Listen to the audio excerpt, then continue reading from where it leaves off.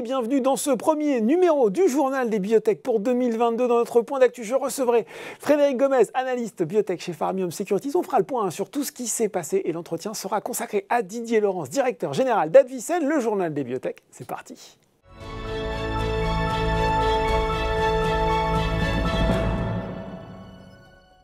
Et j'ai le plaisir de retrouver pour ce point d'actu, ce premier point d'actu 2022, Frédéric Gomez, analyste biotech chez Pharmium Securities. Bonjour Frédéric. Bonjour Laurent. Alors, c'est le début de l'année, on va se faire un petit bilan perspective 2021-2022. On va peut-être commencer quand même par le news flow de cette fin d'année 2021 parce qu'il s'en est passé des choses, notamment pour deux biotech emblématiques de la scène parisienne. On va commencer par la bonne nouvelle, GenFit. On a reçu Pascal Prigent sur le plateau du journal des biotech et cette bonne nouvelle, on peut le dire qu'on n'attendait pas forcément cet accord avec Ipsen qui a fait du bien au cours, qui fait du bien aussi à la société. Alors, il fait énormément de bien à la société, pour plusieurs raisons. Alors, la raison la plus évidente, c'est la raison financière.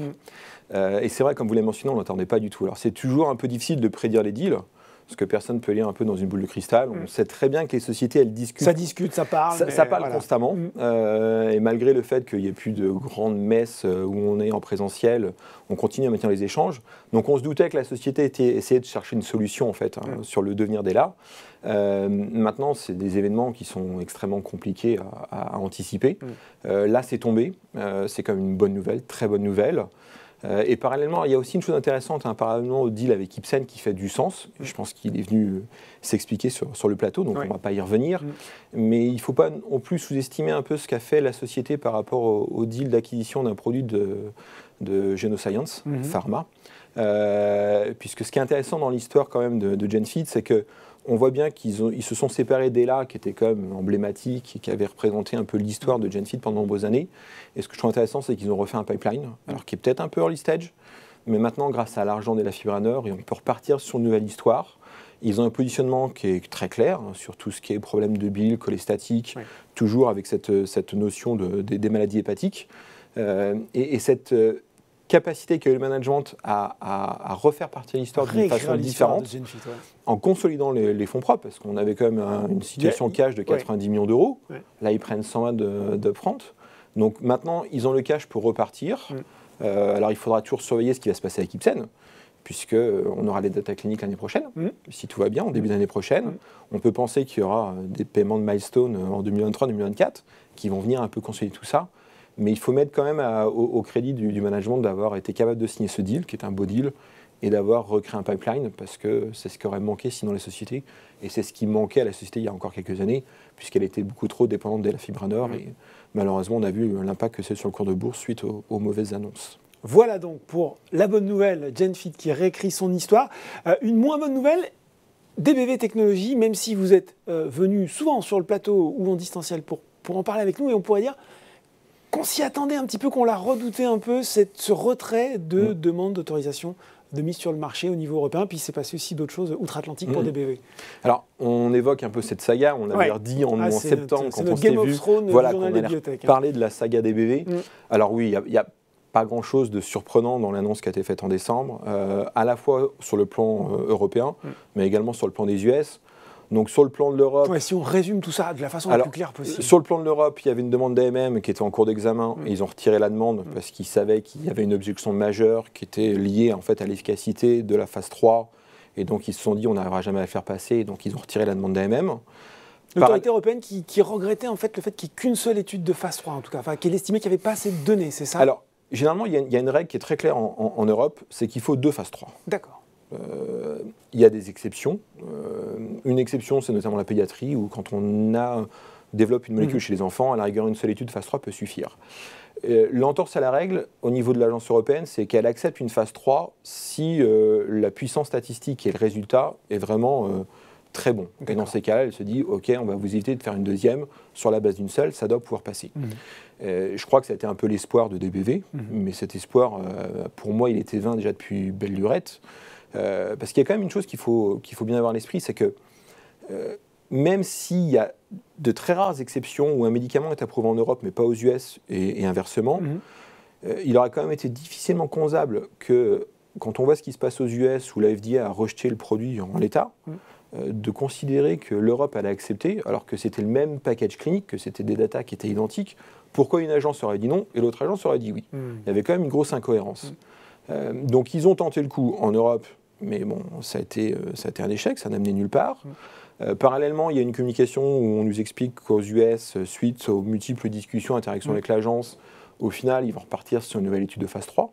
Alors, ça a l'avantage comme de clarifier les choses. Parce que là, pour le coup, on repart depuis de nombreux trimestres, si on nous disait, on discute, on essaye de faire avancer, il y a des échanges plus ou moins fructueux, on n'est pas forcément d'accord, mais on continue à échanger. Là, au moins, il y a une décision qui est claire et nette. Elle est prise, il faut une nouvelle phase 3. Et ils vont repartir sur un nouveau package clinique en espérant que cette phase 3 soit positive et qu'ensuite ils auront un ensemble qui sera à peu près approuvable. La chose qui est quand même intéressante quand on met en opposition GenFit et DBV, c'est qu'on a le sentiment que dans un cas, ils ont été capables de signer un deal et de se réinventer. Dans l'autre cas, et moi c'est un vrai problème que j'ai avec DBV, on l'avait même échangé d'ailleurs en septembre 2020 quand on avait abordé ces deux dossiers, c'est que moi, j'aurais tendance à dire qu'il y a quand même quelque chose qui va falloir être mis sur la table sur DBV, c'est qu'il y a du cash. Est-ce que le cash est mieux utilisé en refaisant une nouvelle phase 3 ou est-ce que le cash pourrait être mieux utilisé en allant chercher d'autres produits, en refaisant un pipeline, un peu à l'instar de ce que se fait GenFit à l'heure actuelle? On a le sentiment qu'il y a peut-être un entêtement à vouloir absolument sortir via Skin Peanut. Il y a quand même un boulet, enfin, réglementairement et cliniquement pour le moment. Parce qu'on se prend combien de temps, si je puis dire, excusez-moi de la formulation, mais de décalage? C'est quoi? C'est 1 an de plus? Là, on est reparti sur le temps de recruter les patients, le temps d'ouvrir l'étude, de recruter les patients, de faire l'analyse, de traiter tous les patients. Là, on est reparti sur un cycle de 2-3 ans. Enfin, on l'a vu sur la précédente étude, on repart sur un cycle de 2-3 ans. Donc et c'est du cash. C'est long. C'est du cash et parallèlement, il faudra un peu regarder ce que Nestlé avec Emun fait. Voilà, si le concurrent de DBV. Le concurrent de DBV.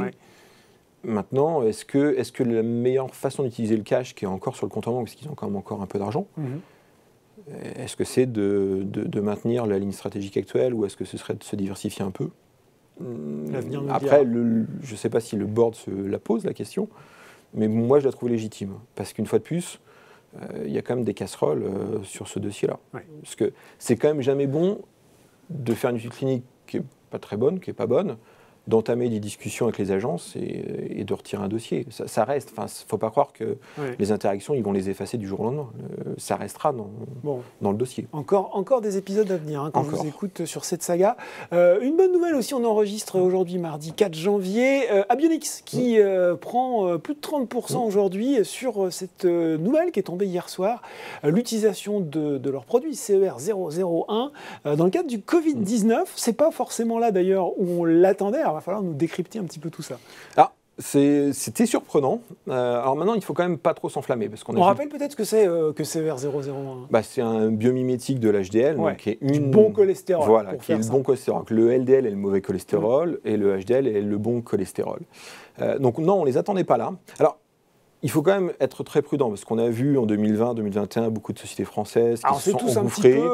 On a vu Inat, Abivax, Medincell. Il y a beaucoup d'acteurs qui ont testé leurs molécules ou leurs leads dans des indications liées au Covid. Et puis, il n'y a rien qui est sorti. Donc là, ce qui est intéressant, c'est qu'ils le font d'une manière quand même très intelligente parce qu'ils passent par une ATU et pas par une étude clinique traditionnelle. Donc, ils vont fournir le produit et voir ce que ça va donner. Il y a un rationnel scientifique. C'est une autorisation compassionnelle, je crois. C'est une utilisation compassionnelle. Donc, en fait, à partir du moment où il y a un rationnel au niveau du mécanisme d'action et un rationnel pharmacologique, il est clair que ça coûte pas grand-chose de tester sur des patients, voir s'il y a un effet ou non. C'est juste renforcer un peu l'arsenal à disposition des médecins. Donc là, au final, ça peut faire du sens. Maintenant, il faudra voir combien de patients vont être traités. Il faudra voir les résultats, si oui ou non on observe un bénéfice et si oui ou non c'est exploitable dans le futur. Maintenant, il faut oser. Donc, dans l'absolu, je pense que c'est un mouvement intéressant. Et puis, parce que ce qu'il faut comprendre, c'est que ce produit-là est déjà utilisé dans une déficience enzymatique sous ATU, qui est une maladie rénale avec un impact cornéen. Mais jusqu'à présent, il y avait des limites de capacité de production et d'accès aux produits. Donc c'est pour ça que le nombre d'ATU était limité. Depuis mars, ils ont signé un accord pour refabriquer du produit. Donc là, on peut penser qu'ils ont un peu plus de produits pour ces différentes utilisations compassionnelles et pour favoriser un peu l'utilisation des molécules. Bon, là aussi, une belle histoire réinventée pour Abionyx en tout cas. C'est une belle histoire. Alors sur Abionyx, il ne faudra pas oublier qu'ils ont une phase 2 dans la septicémie, et on attend les résultats l'année prochaine. Bon, donc voilà. C'est aussi quelque chose à surveiller sur Abionyx, plus du Covid. En plus du Covid, du coup, vous avez un petit peu amorcé cette page. Voilà, qu'est-ce qu'on se met à l'agenda de 2022 ? Quelles sont, en tout cas, peut-être dans un horizon proche de temps, les choses qui vont arriver pour nos biotech françaises ? Alors, dans un horizon proche, il y a un dossier à surveiller, c'est l'isogène. Oui. Puisqu'on sait qu'il y a la phase 3 qui est en cours dans la MPS. Le recrutement s'est terminé en mars-avril 2020. Il y avait 2 ans pour avoir les datas, donc on peut penser qu'en avril-mai. Avril-mai, alors il y a peu de patients, il n'y en a que 19, donc ça devrait être assez rapide de cleaner la base de données et de sortir les datas, parce qu'il n'y a pas tant de patients que ça. Donc il faudra surveiller ces datas-là, parce qu'elles vont être très, très importantes pour la société. On est vraiment sur un risque binaire. On pourrait avoir des gros volumes et une grosse volatilité à l'annonce. Ah oui, il y a un côté un peu concret là quand je vous écoute. Alors, ils ont un autre produit dans la GM1, mais on n'est pas au même stade de développement, on n'est pas en phase 3. Donc l'importance de cette molécule-là dans l'histoire, elle est grande. Et on le voit comme un coup près, parce que soit c'est positif et il y aura une réaction forte, mais on peut aussi anticiper une réaction violente à la baisse en cas de déception. Bon, avril-mai, il y a d'autres choses là, dans les mois à venir? Alors, il faudra toujours surveiller les noms en cancer, que ce soit INAD, Celetis, Nanobiotics. J'espère qu'on va enfin avoir le premier patient de la phase 3 dans le tête et cou, qu'on attend un petit peu. Qu'on attend aussi, effectivement. Qu'on attend un petit peu. Donc, il faudra quand même surveiller toujours un peu les news qui seront données par les acteurs en oncologie. On peut citer aussi Medincell, qui devrait avoir son MM avec son partenaire Teva dans la schizophrénie l'été prochain. Mais c'est toujours intéressant quand une société a une AMM. Il faudra surveiller aussi un peu sur le plan réglementaire, toujours Gensight et la demande en cours en Europe. Après, le séisme dans le pancréas, il faudra un peu surveiller aussi Eritech, s'ils sont capables de soumettre une demande d'AMM aux US dans les leucémies. Donc il y aura toujours un news flow constant, tant sur le plan clinique que sur le plan réglementaire. Et puis après, voir s'il y a des deals et des rachats. Mais ça, c'est la grande inconnue. Boule de cristal, peut-être des intros? On a eu quelques-unes en 2021. Il y a des dossiers qui sont dans les starting blocks. Ou qui cherchent, ou qui sont... Après, la tendance, c'est quand même d'essayer de faire une introduction Nasdaq. Donc, il y a des dossiers qui cherchent à faire un IPO Nasdaq, pas forcément sur Euronext. Là, il faudra voir un peu le climat, et le climat macro, et le news flow. C'est toujours pareil, en fait. Si le news flow n'est pas bon dans le premier trimestre, il n'y aura pas d'appétit des investisseurs. Si, au contraire, il y avait une fenêtre qui se rouvrait... peut-être on peut espérer quelques intrants en bourse cette année. Bon, un premier trimestre où il va se passer pas mal de choses. Vous reviendrez en parler avec nous. Avec plaisir. Merci beaucoup. Tout de suite dans le Journal des Biotech, c'est l'interview.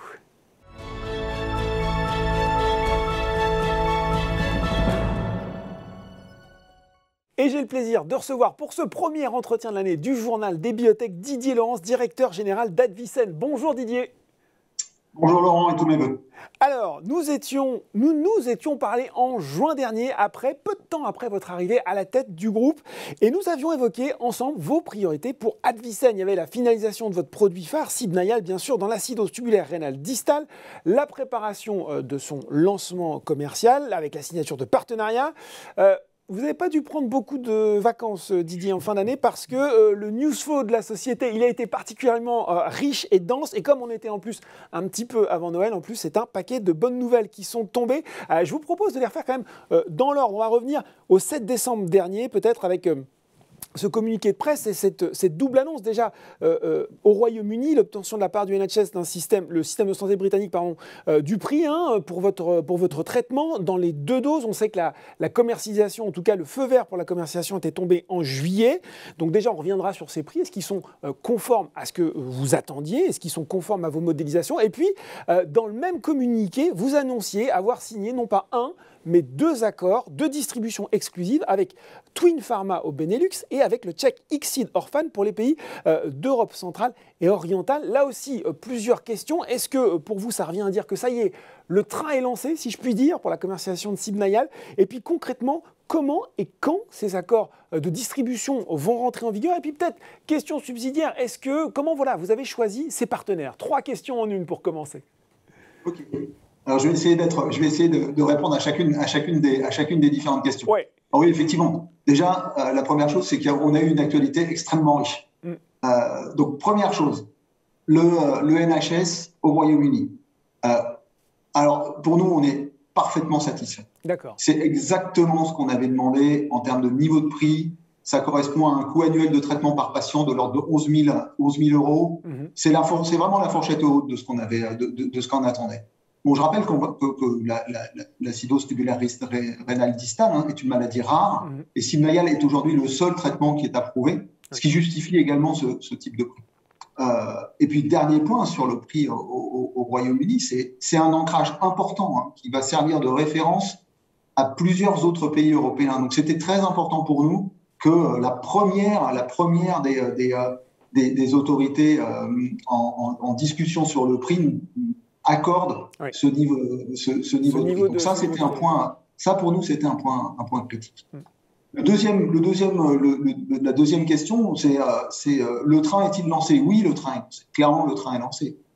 Twin Pharma, Exidorphan, c'est vraiment deux spécialistes de la distribution de médicaments dans les maladies rares, dans leurs zones géographiques respectives. Et on est particulièrement satisfait d'avoir signé avec eux. On pourra revenir sur les conditions. Quand on s'était, vous avez rappelé qu'on s'était parlé en juin. Oui. En juin, j'avais évoqué l'idée de plusieurs partenariats. Parce que c'est difficile d'avoir un seul partenaire spécialiste des maladies rares qui soit intéressé par toutes les autres. Et j'avais dit, on aura peut-être plusieurs partenariats. Maintenant, aujourd'hui, voilà, les accords sont signés. Chacun des deux partenaires va travailler à la mise sur le marché effective de Sibnayal dans leur zone commerciale. Et les discussions vont commencer avec les autorités, à la fois sur le remboursement et le prix dans chacun des pays. Mais on est particulièrement satisfait de ces accords. C'est toujours très long, c'est toujours plus long que l'attendent les investisseurs. Je pense aussi qu'il y a peut-être eu des attentes sur des upfront plutôt que des deals, des deals prix de transfert et royalties. C'est la réalité du business. Sur un accord de distribution, il est finalement assez rare d'avoir des upfront. Et puis les upfront auraient été de toute façon de taille limitée. Peut-être c'est possible avec des acteurs plus gros. Nous, on a préféré privilégier des acteurs localement bien implantés, sur lesquels on sait que l'actif, Sibnayal, pour eux, est un actif stratégique et qu'ils vont mettre les moyens derrière pour sortir le truc. Bon, et on sait justement donc comment concrètement maintenant tout ça va se mettre en œuvre, même là aussi en termes de calendrier. Toutes les choses vont se mettre en œuvre. Janvier, on va travailler concrètement avec eux sur la mise en œuvre, le déploiement des contrats. On a commencé à échanger l'ensemble de la documentation qui va leur permettre, eux, de discuter localement avec les autorités, encore une fois, pour discuter remboursement et prix. Bon, très clair. Alors voilà, ça fait déjà deux très bonnes nouvelles. Et puis il y en a une autre qui est tombée le 20 décembre. Alors, le titre, il avait déjà bien réagi. Il y a eu un plus 25% dans la séance après cette annonce. Et puis voilà, le 20 décembre dernier, on apprend que Sibnayal sera remboursé par l'assurance maladie en France. Vous l'avez dit, la première étape au Royaume-Uni, la deuxième en France. Vous l'aviez dit, ça en fait le seul médicament remboursé dans le traitement de la TRD, en tout cas dans l'Hexagone. Pardonnez-moi peut-être un peu cette question cocardière, mais là aussi, comment va se passer la suite, notamment pour les patients français qui pourraient attendre le traitement? Ouais. Alors là, je pense que c'est la vraie, bonne, grande nouvelle pour nous.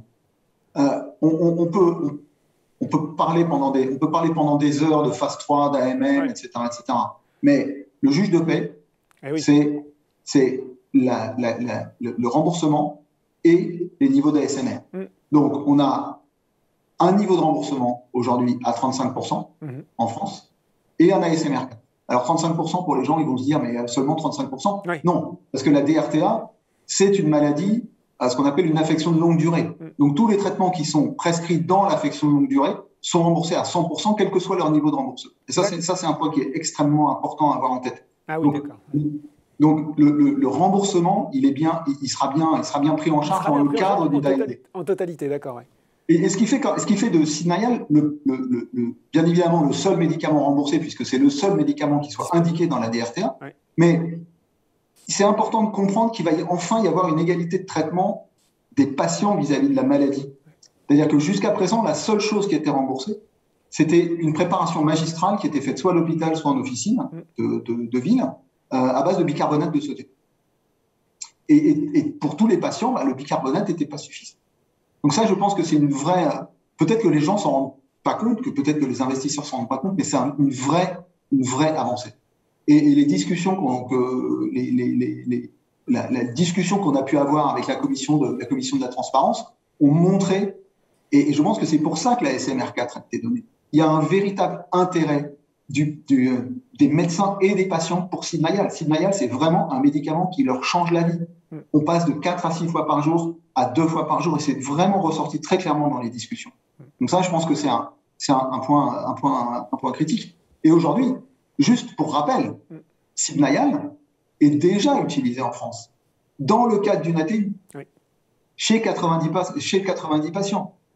Il faut pas oublier non plus que, pour moi, un des éléments qui montre à quel point Sibnayal est important pour les patients, c'est l'adhésion au traitement.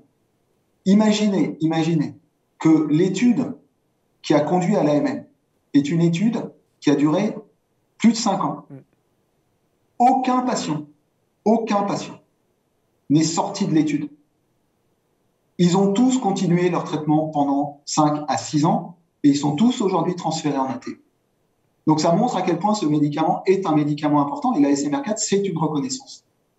Donc voilà, je pense que c'est un point important à avoir en tête. Et nous, l'ambition aujourd'hui, c'est de mettre ce médicament à disposition des patients dès que possible. Maintenant qu'on a la SMR4, on va partir en discussion sur le prix en France, comme on l'a fait au Royaume. Bon, très clair aussi sur cet aspect. On n'a pas fini avec les bonnes nouvelles, puisqu'effectivement, il y a donc cette année 2021 qui termine sur les chapeaux de roue, et puis vous commencez un petit peu 2022 au même rythme, puisque mardi 4 janvier, vous annoncez voilà, un nouveau partenariat de distribution exclusive. Cette fois-ci, c'est avec Frost Pharma, laboratoire suédois, et puis assez logiquement, ça va concerner Sibnayal, cette fois-ci plutôt dans les pays nordiques, Danemark, Finlande, Islande, Norvège et Suède. Est-ce que finalement, là aussi, on est sur les mêmes modalités de partenariat? Est-ce que ça va être un petit peu un cadre de ce qui peut se présager dans le futur? En fait, oui, vous avez parfaitement raison. Les conditions sont absolument identiques.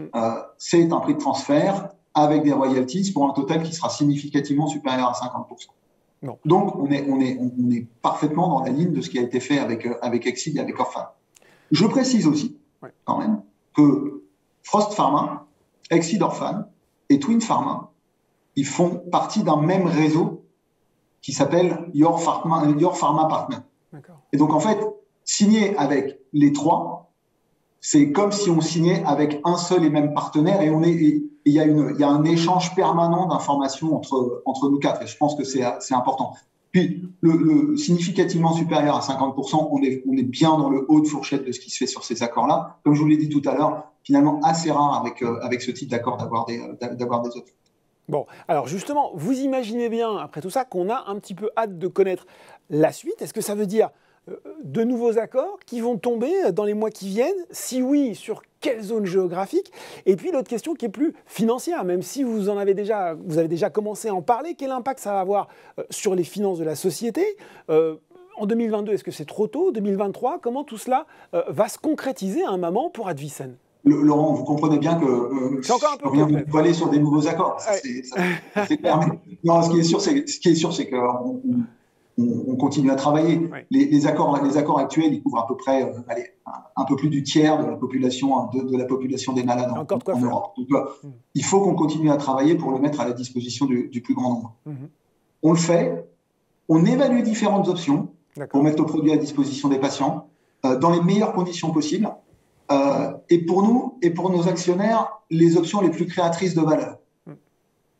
On peut comprendre que quand on a fait tout le boulot au Royaume-Uni ou en France pour obtenir des prix, obtenir une ASMR, etc., à un moment donné se pose la question, à quel niveau on doit avoir un partenaire et comment est-ce qu'on doit avoir ce partenaire? Donc je pense que ça, c'est des questions qui sont encore en discussion, tout en tout en maîtrisant largement les charges. Hein. Aujourd'hui, il y a des moyens très efficaces de commercialiser des produits, tout en gardant un maximum de valeur et en faisant assurer la promotion par des tiers. Donc, je pense que c'est des choses qu'il faut évaluer. Donc, voilà, il y a ces deux éléments.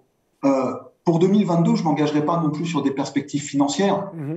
On attend clairement une montée en puissance progressive des ventes de Sid Naill en Europe sur 2022 et au-delà. Vraisemblablement, T3, les premières commercialisations sur le T3. Quand vous dire, je ne m'avancerai pas plus, mais voilà, les pays sur lesquels on est le plus avancé ou des pays sur lesquels les discussions et les négociations en termes de remboursement et de prix sont plus ou moins rapides. Voilà. Mais 2022-2023 sera l'année de la commercialisation de Sid Naill. Bon, alors on voit bien que tout ça se met en place. Bien sûr, je vais braquer mon regard outre-Atlantique, qui a cette étude de phase 3 de Sid Naill, là aussi, hein, toujours dans la même indication.